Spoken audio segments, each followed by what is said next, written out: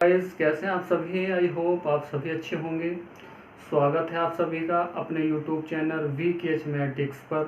तो देखिए गाइस, आज की हमारी क्लास है कक्षा 10 गणित और उसमें चल रहा है हमारा टॉपिक दो चर वाले रैखिक समीकरण और उसकी प्रश्नावली 3.2 के प्रश्न नंबर 4 के जो पार्ट्स हैं उसका आज की वीडियो में हमने हल लिया है।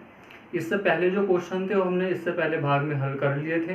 तो आइए शुरुआत करते हैं। प्रश्न 4 है हमारा कि निम्न रैखिक समीकरणों के युग्मों में से कौन से युग्म संगत है, असंगत है। यदि संगत है तो उनको हमें ग्राफ्य विधि से हल करना है। तो पहले हम यहाँ चेक करेंगे कि ये समीकरण जो युग्म है वो संगत है या असंगत है। इसके लिए हम क्या करेंगे, जो समीकरण दिए गए हैं हम इसको समीकरण 1 मानेंगे, इसको समीकरण 2 मानेंगे और यहाँ से समीकरण 1 की रैखिक समीकरण a1x b1y प्लस c1 से तुलना करेंगे, बराबर 0 से तुलना करेंगे। तो a1 का मान क्या हो जाएगा, a1 का मान हो जाएगा यहाँ 1, b1 का मान क्या हो जाएगा, यहाँ भी 1 हो जाएगा क्योंकि यहाँ 1 गुणांक है y का, और c1 का मान 5 को पक्षांतर करेंगे तो माइनस हो जाएगा। इसी प्रकार से समीकरण 2 की तुलना करेंगे। समीकरण 2 की रैखिक समीकरण a2x b2y प्लस c2 बराबर 0 से तुलना करेंगे। तो a2 का मान कितना हो जाएगा, यहाँ से 2 हो जाएगा, और b2 का मान कितना होगा, 2 हो जाएगा, और c2 का मान 10 को पक्षांतर करेंगे तो माइनस हो जाएगा। अब हम देखेंगे इनका अनुपात, यानी a1 बटा a2 का अनुपात लेंगे। तो a1 है हमारा 1 और a2 है 2। इसी प्रकार v1 बटा v2, तो v1 कितना है हमारे पास 1 है और v2 है 2। फिर c1 बटा c2, तो c1 कितना है -5 है और c2 कितना है -10 है। इसको हल करेंगे तो आ जाए 5 का ना 5, 5 दूनी 10, 1/2 आ जाएगा। तो हमने देखा यहाँ तीनों के अनुपात बराबर है, यानी a1 बटा a2 बराबर है b1 बटा b2 और बराबर c1 बटा c2, यानी तीनों बराबर है। तो रैखिक समीकरण के अनेक हल है, अतः समीकरण युग्म कैसा होगा, संगत होगा।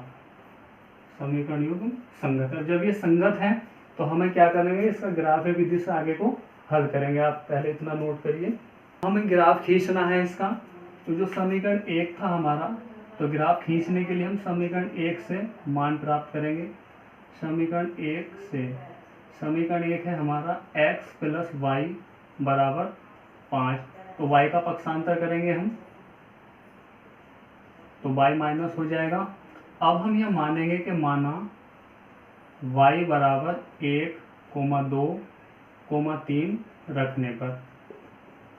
रखने पर यदि y बराबर 1 रख रहे हैं हम समीकरण 1 में, y बराबर 1 रखेंगे तो x का मान क्या हो जाएगा, 5 माइनस 1, तो x का मान हो गया 4। तो इसलिए बिंदु क्या हुआ हमारा, बिंदु A क्या हो जाएगा, x का मान 4 आया है और y का मान हमने 1 लिया था। अब y बराबर हम 2 रखेंगे, 2 रखने पर y बराबर, तो x का मान क्या हो जाएगा, 5 माइनस 2, 3 आ जाएगा यहाँ से। तो दूसरा बिंदु, तो बिंदु क्या हुआ हमारा, बिंदु B हो जाएगा x का मान 3 और y का मान 2। अब y बराबर 3 रखेंगे, 3 रखने पर तो x का मान कितना हो जाएगा, 5 माइनस 3, तो x का मान आ जाएगा 2। आगे बिंदु आ जाएगा हमारा C। बिंदु सी के निर्देशांक क्या हो जाएंगे, 2, 3 हो जाएंगे। अब समीकरण 1 से हमें ये बिंदु प्राप्त हुए हैं ABC। तो अब हमें इस प्रकार से लिखेंगे, यानी एक टेबल बना लेंगे। ये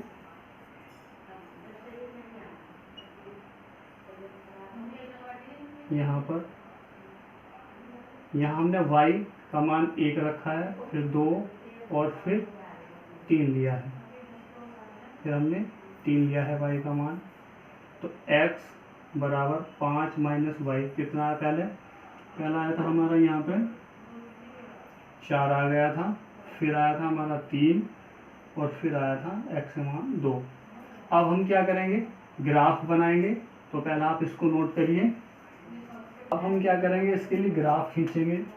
तो ग्राफ के लिए पहले हम ये क्षैतिज रेखा ऐसा खींचेंगे और इस प्रकार से ये हमारा 0 हो जाएगा। यहाँ बिंदु होंगे हमारे 1 2 3 4 5, ऊपर 1 2 3 4 5। अब देखिए हमारा पहला बिंदु था 4 माइनस 1, यानी x अक्ष पर चली गई दूरी हमारी ये होगी 4 और y अक्ष पर चली गई होगी दूरी होगी हमारी 1। तो पहला बिंदु हमारा होगा, देखिए दोनों रेखाएं समान ही हैं। तो ये हमारी किस प्रकार से हो जाएगी? यहाँ से लेंगे हम ये। तो पहला बिंदु है हमारा यहाँ पे 4 माइनस 1 और दूसरा बिंदु हो जाएगा हमारा 2, ये हो जाएगा A, ये B, 3 माइनस 3,2, आगे था हमारा ये C, 2,3। और ये रेखा क्या थी हमारी? x बराबर 5 माइनस y के लिए, क्योंकि दोनों रेखाएं ये अनेक हल हैं तो दूसरी रेखा भी ये होगी। यही हमारा ग्राफ हो जाएगा। आगे सेकंड पार्ट है हमारा x माइनस वाई बराबर 8 तथा 3x माइनस 3y बराबर 16। दो रैखिक समीकरण दिए हैं हमें, तो इसको समीकरण 1 मानेंगे, इसको 2। तो 8 का पहले चाहे तो आप पक्षांतर कर लाएं, तो क्या हो जाएगा? -8 हो जाएगा। यहाँ से भी 16 को पक्षांतर करेंगे तो -16 हो जाएगा बराबर 0। समीकरण 2 समीकरण 1। तो रैखिक समीकरण से तुलना करेंगे। रैखिक समीकरण a1x b1y c1 बराबर 0 से तुलना, तो क्या हो जाएगा? यहाँ से a1 का मान क्या आ जाएगा? 1 आएगा, क्योंकि यहाँ 1 गुणांक है। b1 का मान कितना आ जाएगा? -1 आएगा और c1 का मान आएगा -8। इसी प्रकार से समीकरण 2 की करेंगे। समीकरण 2 की रैखिक समीकरण से तुलना। रैखिक समीकरण a2x b2y और c2 बराबर 0 से। तो यहाँ पे a2 कितना हो जाएगा? 3, a2 का मान होगा 3, b2 का मान भी -3 होगा और c2 का मान हो जाएगा -16। अब इनका अनुपात लेंगे a1 बटा a2 का अनुपात। a1 है 1, a2 है 3। अब v1 बटा v2 का अनुपात लेंगे, तो v1 है -1 और v2 है -3। तो कितना आ जाएगा? माइनस से माइनस कटेगा तो 1/3 आ जाएगा। तथा c1 बटा c2 -8 बटे -16, इसको हल करेंगे तो 8 का ना 8, 8 दूनी 16 हो जाए, यानी 1/2। अब देखिए दोनों बराबर हैं, ये बराबर नहीं है, तो यहाँ लिखेंगे चूंकि a1 बटा a2 बराबर है b1 बटा b2 के बराबर नहीं है c1 बटा c2।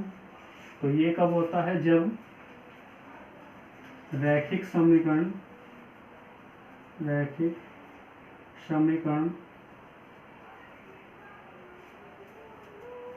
का कोई हल नहीं है, और इसको हम क्या बोलते हैं? असंगत बोलते हैं। अब असंगत है तो हम इसको आगे हल नहीं करेंगे, यही आंसर हो जाएगा।